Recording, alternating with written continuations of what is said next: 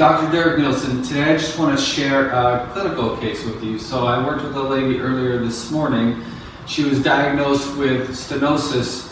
She went to a neurologist and they took images of her back with her leaning forward, leaning back, and then just laying down.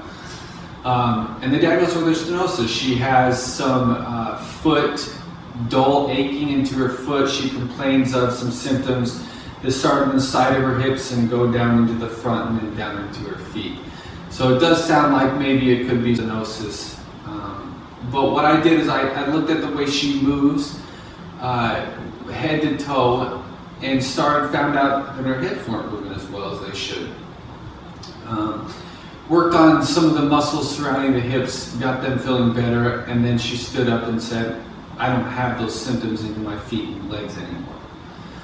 So even though, I guess the moral of the story, or why I want to say this, is that even though you can present with stenosis in your spine, it doesn't necessarily mean it's the cause of your symptoms. A lot of times, it's coming from somewhere else. A lot of times you can be diagnosed with multiple things, I guess is what I want to say. Look for movement. We need to look at movement, and we need to address movement first and say, okay, if somebody has good movement everywhere, but yet they still have the symptoms, then that's how we can say, yeah, maybe it is the stenosis that's causing her symptoms into her hips and then down into her feet. But only if she moves like as well as she should. Only if I take her through that head to toe movement screen and say, your hips are moving well, your back's moving well, and everything else is. Because symptoms are often just an asymmetry within the body. So if things aren't participating like they should, pain or symptoms can happen. That's regardless of what the MRI or X-rays show you. There's many studies that show us stenosis is normal in people who have no symptoms. Herniated discs are normal in people who have no symptoms.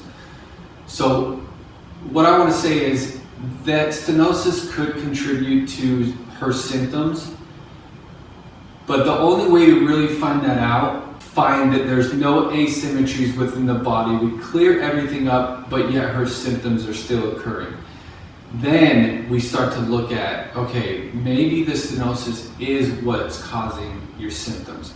And I would say that for everything, for every diagnosis, like I said, herniated disc, stenosis, arthritis, degenerative disc disease, torn labrums, torn meniscus in the knees. Does it cause from the diagnosis, or is it cause because there's an asymmetry, the body isn't moving like it should?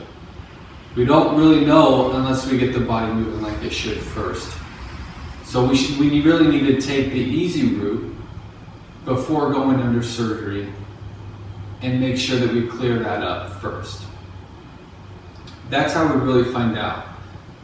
Again, I'm not trying to advocate for physical therapy is better than this or that, but what I am saying is that why go into surgery if you don't have to? Because it's not a guaranteed outcome either. So let's look how you move, let's get rid of the asymmetries, and oftentimes that's when the pain and the symptoms disappear.